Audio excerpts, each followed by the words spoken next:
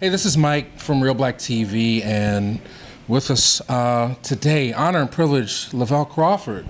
Right on, man. Good to see you, Mike. Good to see you it's after been 6 years, man. 6 years. We were literally in the other room Yeah. 6 years ago, and a lot has changed. Oh, yeah. I didn't know you had a kid.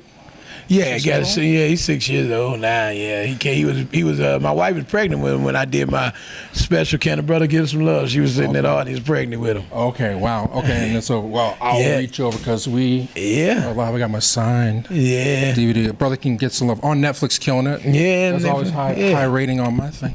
But so a lot of other things have changed. I mean, election and Black Lives Matter and all that stuff. I mean, but.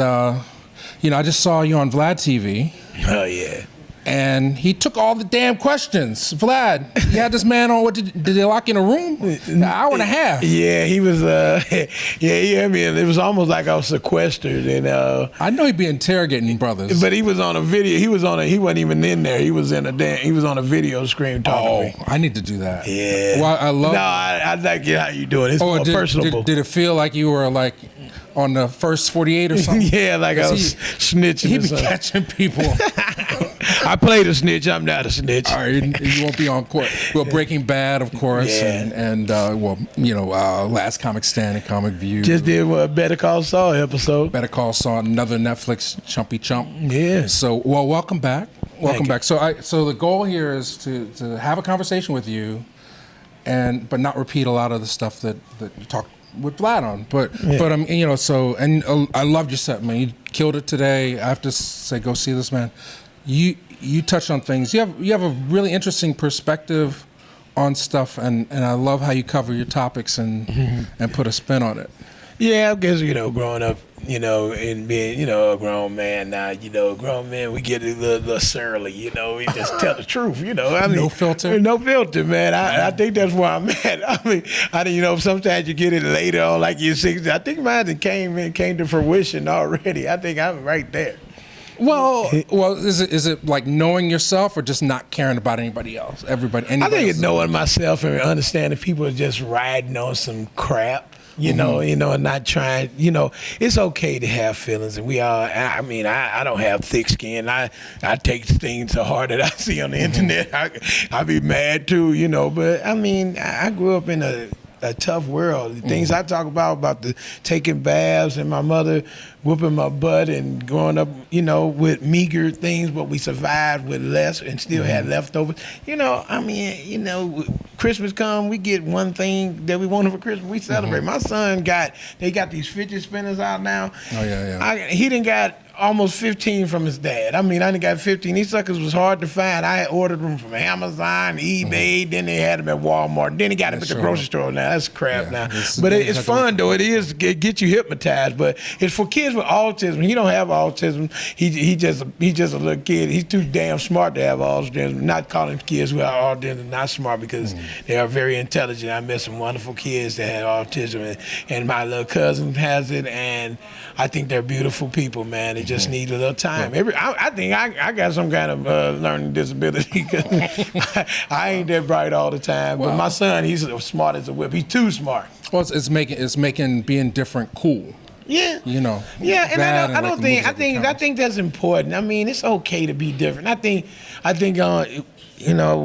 I was talking about some things on Vlad TV that people got upset about, and I wasn't putting nobody down. this world, being a comedian, you got to understand shit is funny. And if you don't understand that, I've been a fat guy. I got a weird shape ass head. God gives you these differences and these different choices to make you the person you are. Right. And if you worried about what somebody think of you, you're not going to live long. You're not going to enjoy your life. Yeah, and nothing's promised. That's the other thing. So people want to believe in unicorns. They ain't a fucking unicorn. If it was a unicorn, I ain't supposed to cuss on that. You cuss all you want, man. I said, if they had unicorns, other horses would make so much fun of these damn horses until the one unicorn just snaps off and just take his home and kills the horse. Now you're up for murder charges. Wait, how did your mind go there? I don't know, man. I just see a unicorn. Yeah, that's what I'm saying. We never seen one, but if you was a unicorn, you know people. Look at this dude with a horn Just in a his little head. different, but I mean, that's the thing. Like, I mean, we're talking about 6 years ago, and then the Vlad. I mean, I love the Vlad interview, so go watch that for sure. Very enlightening. Just in terms of like, one thing that stuck out to me was how you said I wasn't gonna go with what was necessarily selling in the comedy market when I started. Like, I was gonna come out with my own name. I wasn't gonna do any gimmicks or anything like that. Yeah. And now, fast forward, so many years later, you sign out shows and. Well, yeah, longevity is an important thing and staying relevant to people. I got young people that they said, my mom, I grew up watching you. I was a little kid watching you. You know what I'm saying? Now you're a fan and a paying patron. That's a beautiful thing, man. It's a blessing God gave it to me that you get to see me grow up. Man, I feel like, I feel like, that Bill Cosby vibe, not the drug part of getting women in the bed with drugs and stuff, but I mean, but that talented part of Bill Cosby, like, hell, because I would love to be a juror. I mean, I would love to be in the same house as Bill Cosby, man. That's Bill Cosby. I don't care what it is. I mean, I know he's up on date rape drugs, but it's Bill Cosby. They're picking the jury right now. You got a shot. Stay here another week. Yeah, I might hang out, but on the same retrospect, it's like, you got people growing up to see you, and I like them to know my name. And the thing about it was weird that I thought it pissed me off because people never got my name because it was real simple, but they got my jokes, and I thought that was a beautiful thing. That's when, sometimes a writer who writes a book, I don't know you, but I read this book, the book that you told me, took me on a ride, like Stephen King, Stephen King, but then his books like It and Pet Sematary, you remember these books, and then he made them into movies like Carrie, and I mean, your creation is what you want. Like my son, he's my best creation now, even though my jokes are there, I see him growing up, and I'm just like, man, I made him with his mom in the bed, and she wasn't drunk. We both was nasty and no condoms.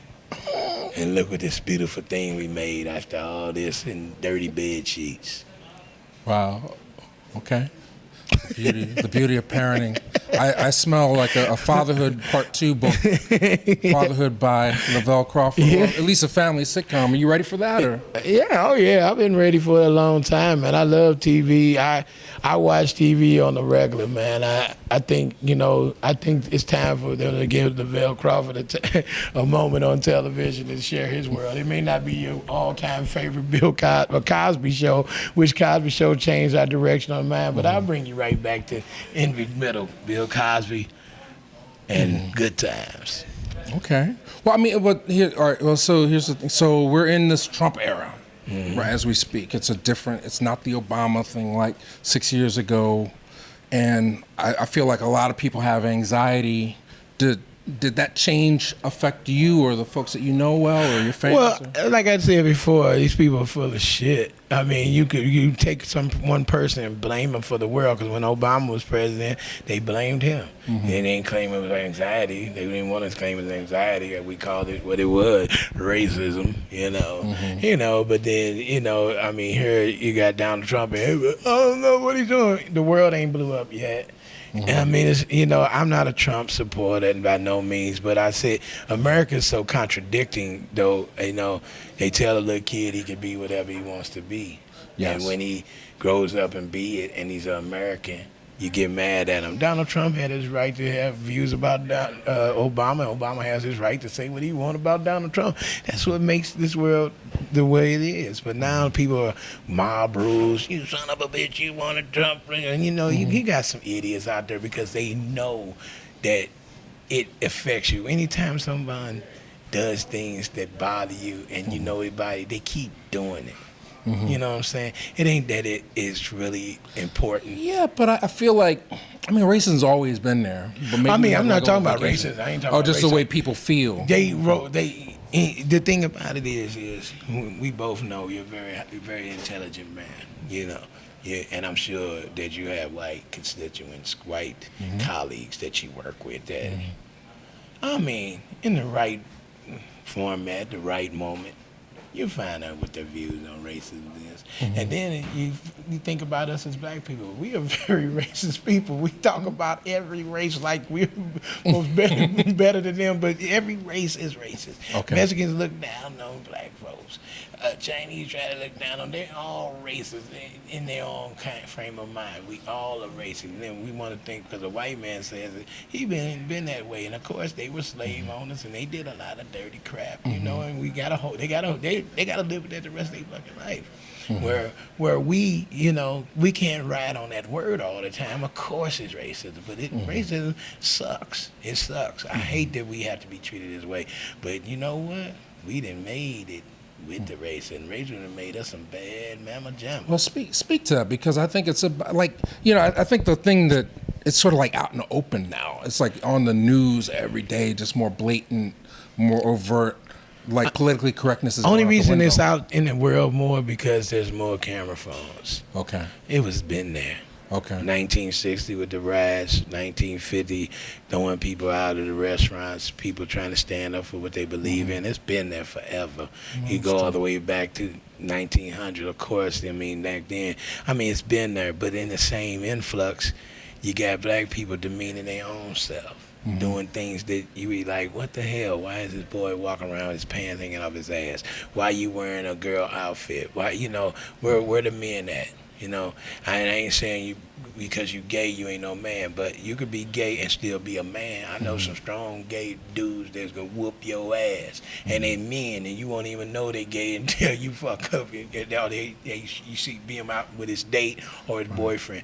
But the thing about it, I'm talking about is the level of manhood, of being a man, standing up so a kid can see a role model. Let's talk about it, because I want people to feel empowered. Yeah. Because we're roughly the same age now. Right. And it's it's a different era. Like, I don't know. Like, you have young fans, like you said. Like, in the comedy world, you had to navigate between two worlds. It's almost like we're given license to choose. And like I've been talking to a lot of kids lately, and like when it was the 70s, it was Black is Beautiful. In the 80s, it was I Am Somebody. Now it's Black Lives Matter. And it just seems like, the narrative is like, wow, they don't even want us to exist. And the thing about it is do we want to exist? Do we fight it? Do we got so programmed that we think that we don't deserve to be here? Because, these young people, it's something, I know that it's hard to fight because you don't know who you're fighting. And I feel bad, but you still stand up and be strong as an individual. It ain't just black, because there's a lot of black that ain't your kind. That's out here trying to destroy you because they want to be on top, or they look at you like you're not a part of me. But that's okay. Everybody, one thing, we all from different tribes, we from different worlds. But I think the one thing I realized when people are like, well, all lives matter, you ain't going through it. Okay, we need to understand that we all on this earth, because I have a white friend that will pick me up from the airport on time. I got a black friend that'll come and could bring me something delicious from his mama's house. Right. Then I got a Chinese friend that'll help me reboot my computer. Everyone's here to help each other. And I just think to the point of we ride on that color. Because I think you're a beautiful black man, but I think you're a beautiful black man, beautiful black children out here. But I think the thing about it is black people, we sit up and want to love each other. We got to love, like I said about my weight loss, you got to love you and love your people before, because I work with Adam Sandler. I work with John Landis' son. I work with on Better Call Saul and Breaking Bad. I've been on these shows where it was predominantly white shows. Treat me like a king. I work on some black stuff, and they critique everything. Always got a problem with something. Never. You hired me because I was talented. So now you want to break me down. Something that's already been made. I'm 30 years in the game. You can't kill this. And so when you try, you should if you got it's like having a beautiful rose that you bought from the florist. It's a rose. It's done. It's a rose. It's all a rose all the time. You keep watering it, it'll stay alive. You take care of it, cultivate it. It's still just going to be a fucking rose. It's not going to do nothing else. But it became from that seed to that root to that vine to that rose. Right. It worked itself off to be that beautiful. Right. So why would you try to crush it? And that's where I think a lot of us black people, we feel like we're getting crushed. So if we get on another level, like my friend Double D, he a good friend of mine. I met him through somebody that I fired because he believed in me, but he didn't really believe in me. His heart was golden, but then he started thinking it was him. And the thing about it is, when you get blessed by people, black people, white people, I thank them all day. When I was on Anna Sandler, I thank them all day. When I'm on Tom Jones' morning show, Tuesdays and Fridays, put a little Kill on the Fat Man Corner, I give them thanks. You know, I don't never show no appreciation. But I think it's important that we recognize as very necessary to have at least one good white friend. Sure, all day long. Just don't let them bring no dessert or no side orders to the family reunion or to the picnic. You know, he might slip up and bring some monkey bread, and now it turned into a gang fight. Or he brings some hummus, and Grandma was saying, "Who brought this baby doo-doo up here by my potato salad?" You know, just come and have a good time, because we have some good. I went to a white high school. I wrestled. Wasn't a lot of black kids on the wrestling team. I played baseball. I played football. I take jiu-jitsu right now. I got a lot of good white friends, Portuguese friends. And I mean, it don't matter. I think one of my best friends is a white dude. And the reason why we best friends today is because I don't have to see him for 20,000 years. And when we see each other, we go right back to being friends that day. It ain't like, "What the fuck you been? Man, you ain't talk to me." No. Right. I don't owe you nothing. Well, it's one of those things. I don't know if you saw "I'm Not Your Negro," the documentary, but you know, it's one of those things where, especially growing up in the 70s and 80s, like I think the best thing and the worst thing for black people was like the UPN and Def Comedy Jam, because it gave us a voice, but it also allowed us to be ignored. Like back in the day when it was Sanford and Son, the Jeffersons, the black president, everybody had to watch the same 3 channels. That's all everybody got. So white people got to understand, even though it was a skewered perspective of blackness, they got to see us at least 2 or 3 times a week. Whereas now they can skip past a channel, and we can skip past their channel. I mean, do you have any thoughts about that? Or? Well, I don't think you should be a minimalized because there's so many different voices in the black community that of course. Like, I mean, as far as you got an African channel, got a Jamaican channel, you know, I mean, Haitians. I mean, I think there's so many different aspects of the black culture that they never know about, but white people was skimming past us way before they had extra channels. Well, but the converse of it was we got to know them too. We still getting to know them because it's all in their damn history books, and they don't give a shit about us. It's all in their history books. You know, we get to look at their history all day long. We get to hear about all of them walking on the moon and all that shit, but we ain't never got to do none of our history books. Well, they brought Roots back. Yeah, thank you. They brought OJ back. He got 2 movies last year. Yeah, OJ had 2 movies last year. One got nominated for Oscar. Show him how he failed. Yeah, we got him again. They like to relive that so they can show how he. Well, we got Nat Turner. They made a Nat Turner movie. Yeah, but they hated that shit. They hated that shit. So what movies are good? What do you watch the movie, right now? Nat Turner shit. And the thing about that is black folks need to support it because I think Nat Turner was a prolific movie. That see the thing you talk about. I'm Not Your Negro, James Baldwin. I'm gonna tell you right now. The sad thing about it, it took me a minute to find out. I had to learn when I was younger to find out who James Baldwin was because. White people took his name and they became actors out of the Baldwin name. I didn't know James Baldwin. Ain't that something? So him to get this movie, 50 years later? Basically. And then, what was the... Hidden Figures? Hidden Figures, you know, Hidden Figures. I hate Disney doing black films. I hate it because they put all they've been fucking racist with them fucking crows on Dumbo for years. I don't know if you should fly up there, Dumbo. Get the fuck out of here, man. Well, Disney made The Help. Come on, that was a great film. Man. man, fuck the hell. I mean, that movie was some bullshit. We always saving a white person's life, and I hate that shit. And then he feed us some shit pie. I mean, like, okay, that's a little bit of revenge, but that was disgusting. Well, you play both sides of it. Huh? It's a way. It's a way to navigate through this whole system. It's a painful world we live in. You have to. I ain't talking about. I'm talking about Disney making it. Okay. I'm talking about us. And I ain't got nothing against Disney, but stop bullshit.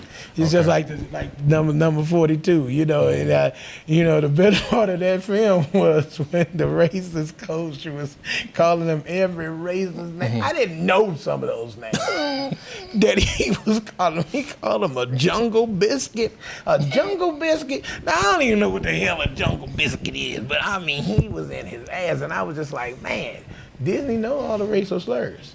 But the thing about it, I think, anything with black in it, like we got Get Out now. I mean, it's a black horror film, and it's the right kind of horror, because that's the kind of horror that you would be, because I've been afraid to go to white dinner parties where that shit would break out.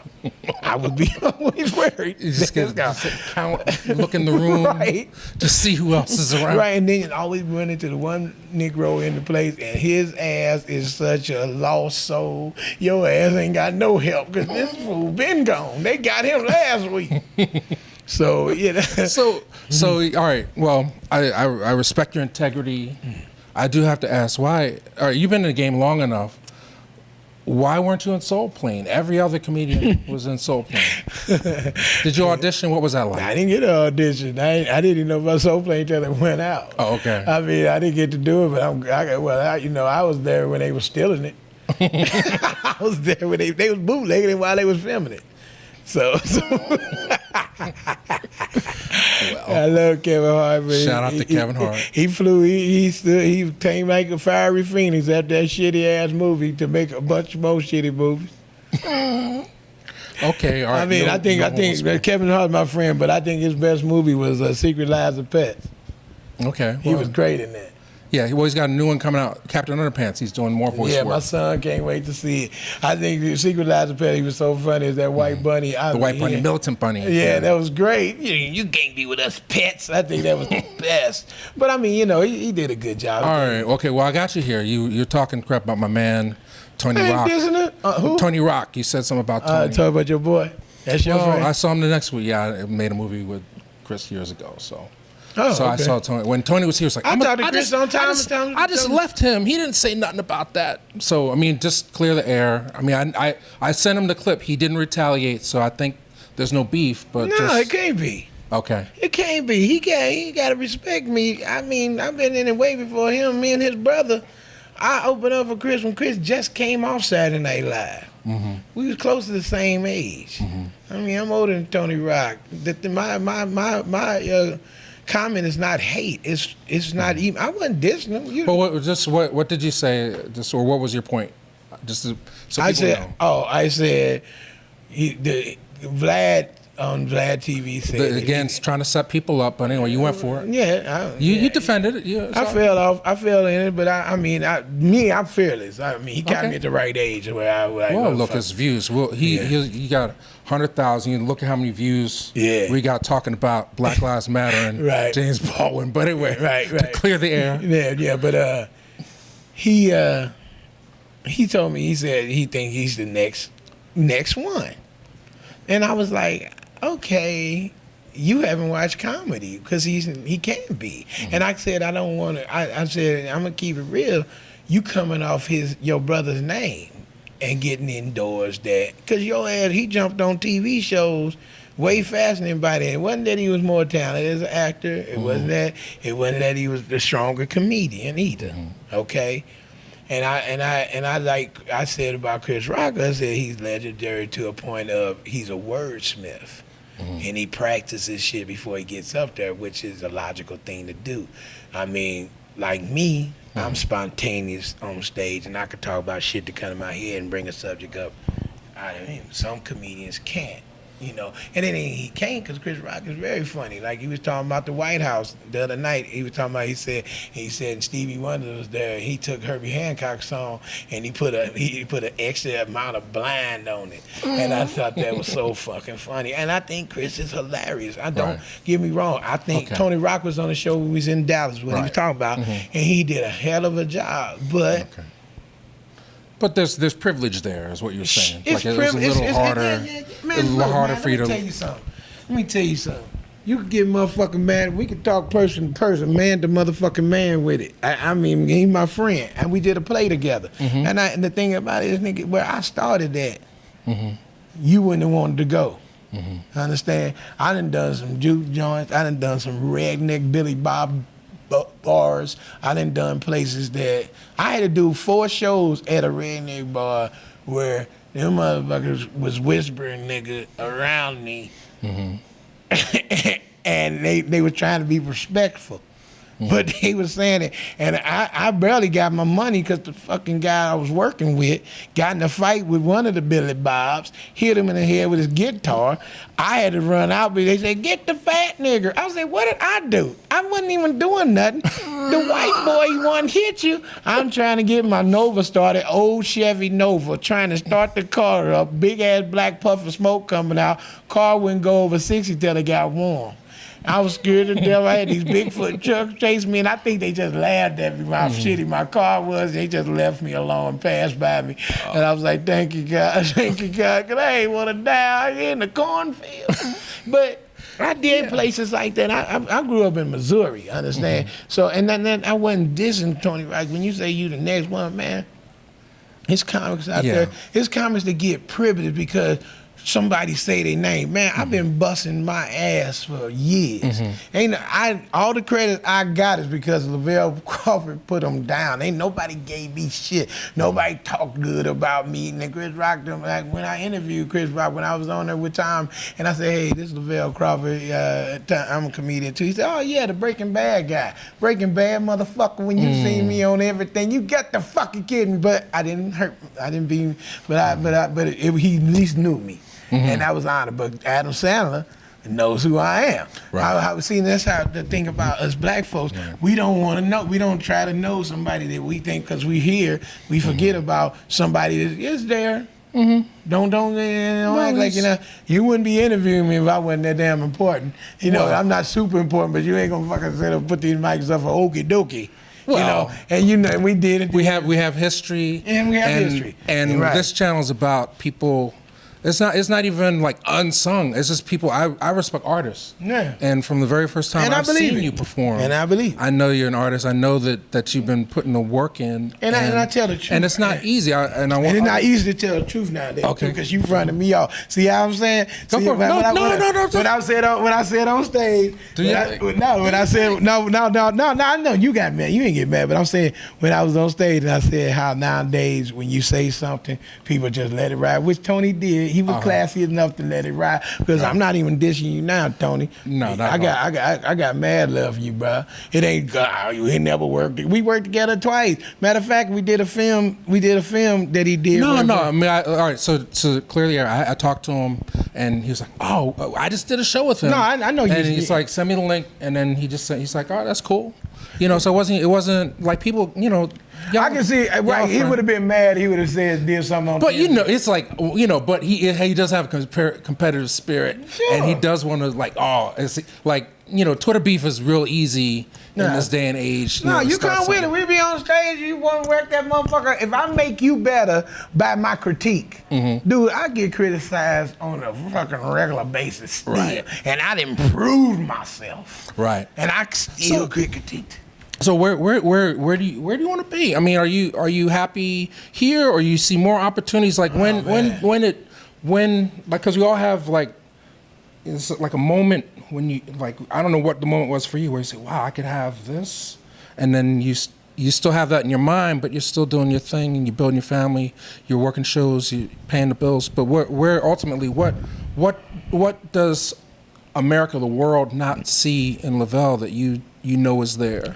Well, starring role in in a couple of movies, a sitcom that played for about 7 years. That's all I want. You know, I want to sit back in my lake in the back of the house. Mel Tiller said this. Him and his wife sitting on the porch, sitting back in a big old house with a 15-acre lake. I love fishing, full of bass and all kind of crappie, walleye, every game fish on the spectrum. And just sitting back there on my porch with my beautiful wife, and realize, and everything is paid for. My kids are grown up, and I look back at my life, and I didn't pay all my bills. Everything is done. I own property. Money keep coming in. My children ain't got to never worry about nothing else in life. I feel complete.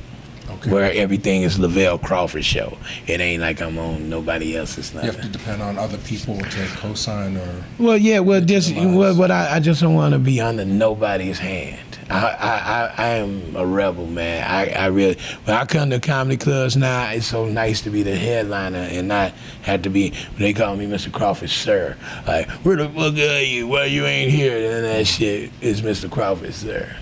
And Mr. Crawford, sir, when we expect you. I've gained that much respect, you know, and I want to get to the point where, you know, I did the arena run. I want to, you know, I done the arena run where I can sell out the arena, sell out. I don't know about Kevin Hart did the stadiums, and that's beautiful. That's big. That's big. Right. But I'm this right here. It's nothing beats the clubs, right? The comedy club, but I love theaters too. Well, and if people were here, I'm sure at any Lavell show, it's a great mix. Beautiful, you know, it's a great mix, and it was sold out here. Yeah. So that's there, and a long way from Chevy Nova. You're not driving a Nova, are you? So, no. No, I got a Chevy Tahoe, and my wife got some fancy Porsche. Yeah, we doing pretty good, but I just want to get to the point where it's just like no worries. Like Tracy Morgan said, he got maybe $190 million, and life was good. And even though, you know, can't remember stuff all the time, life is good. Yeah. Either I get hit by a Walmart truck or I make it on my own. No, I'll just play it. That's my man. You check out his special on Netflix. Fucking great. It is brilliant. Thumbs up, Tracy. So just words of advice. I mean, for people, you know, it's a little different now. Like I said, there's more outlets, you know, but for people that just, I would say, phrase it this way, that want to make art and not lose themselves. I believe you should choose your outlets like you choose your friends. I mean, don't do everything. Like comics, get the fuck off the internet. Come to the club. When you looking at somebody in their damn face, you know if you funny or not. That makes you better. When they fucking come at you and, you know, or they not laughing and you see them not laughing, that just makes you want to go harder. I mean, doing a video of you just bug-eyed and stepping fishy, or, oh Lord, or doing some stupid skit of side pieces and blah, blah, blah. Yeah, that shit's boring. Get out here, you know, don't talk about everything relative. Everything is not relative. Your world is funny. They don't get to see it. Unless you on Facebook Live 24/7, they don't get to see the funny, crazy shit that go on in your life. Your world may be similar, but your world may be different, and that's what makes comedians great.